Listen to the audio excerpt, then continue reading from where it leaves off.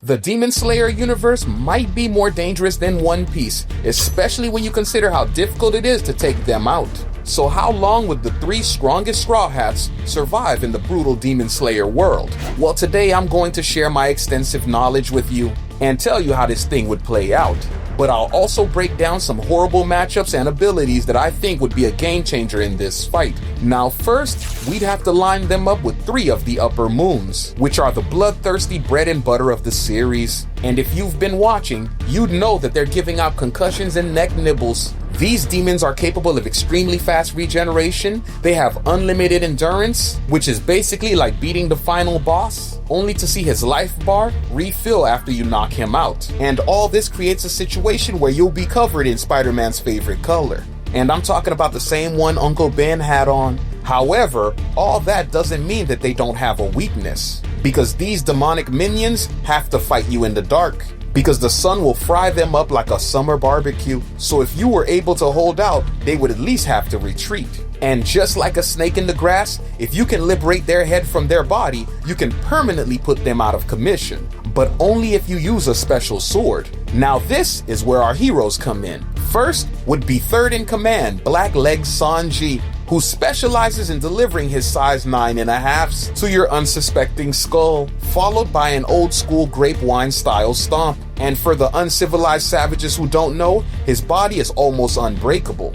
And if you think you're going to beat him easily, you'll quickly find a foot growing out of your chest. But sadly, my boy suffers from the same illness as me, and that is extremely curvy women. So he will never fight one or attack a lady, which may be pretty bad because some of these demons are definitely women. Now on the other hand, we have the second in command, which is the king of hell himself, Zoro. And he's not afraid to chop down the ladies, if you know what I mean. But he gives the Straw Hats the biggest advantage to win, because he's a master at using a sword, so getting his hands on those special blades would make him the go-to person during a fight. Also, he has incredible speed, so if you try to open up, he's going to close that gap. And he will free you from the shackles of slavery you call life. Plus, my boy is fearless, but he does have a habit of getting a little lost. So if the battle gets real intense, you might have to wait a little for him to show up. Or you flat out gotta find this man.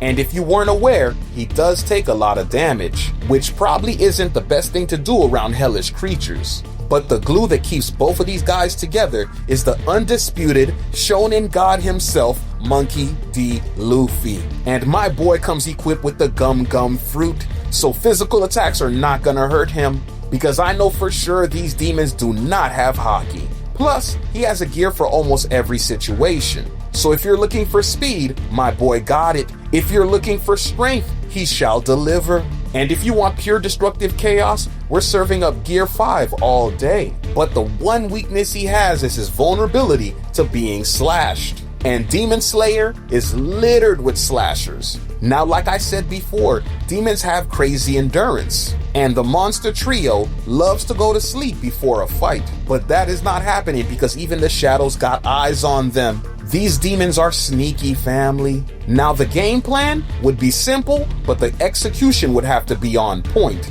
First, Luffy would have to launch an attack on Upper 3 because this man is addicted to giving out beatings. And this is a lunatic that wants to square up with everybody. Second, Sanji would have to take on Upper 4 because this hideous creature loves to run away. And Sanji would be able to keep up. But most importantly, it's not a girl, because we know he refuses to beat up on them. So our favorite cook would be able to serve up a roundhouse kick or 2. And third would be the star of the show, Zoro. And he would have the most difficult job, because he's the only one capable of using a sword well enough to take one of their heads. But he would have to do all that while fighting the 2 siblings, Upper Moon 6 Gaitaro and Daki. Now I have to point out that they definitely would have knowledge on how to take them out, because this man Luffy makes friends everywhere he goes. So they would obviously be up on game, which means he would know that he needs to put his demon in an awkward position.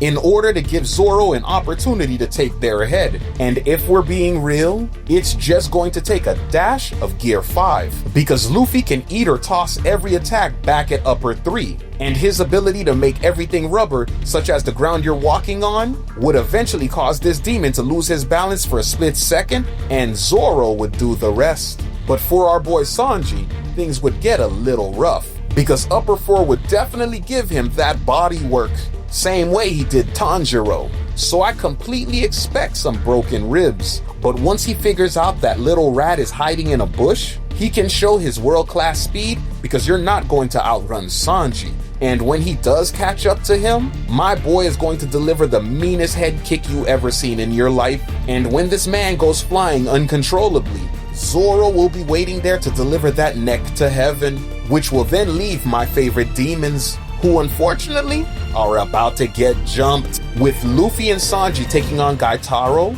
and Zoro going after Daki. Family, this is going to be a bloodbath, because even Luffy is going to get slashed up, but he is immune to poison, so he is not going to let you off easy.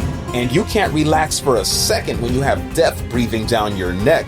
Also, he is not here for your sob story, so you can walk around feeling down, but you're for sure going to get beat up.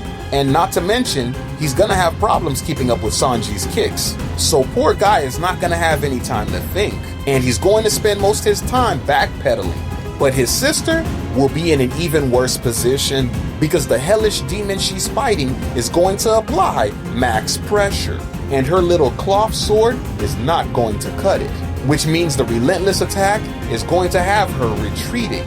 And that, my friend, will lead to her and her brother ending up in the same location with their backs to each other, leaving an opening for the green-haired demon Zoro to use his three-sword style to emancipate their head from the rest of their body.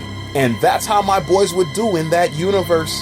But if you feel like it would go differently, feel free to let us all know in the comments section. And when you're done doing that, click on that video that just popped up, and I will see you on the next one.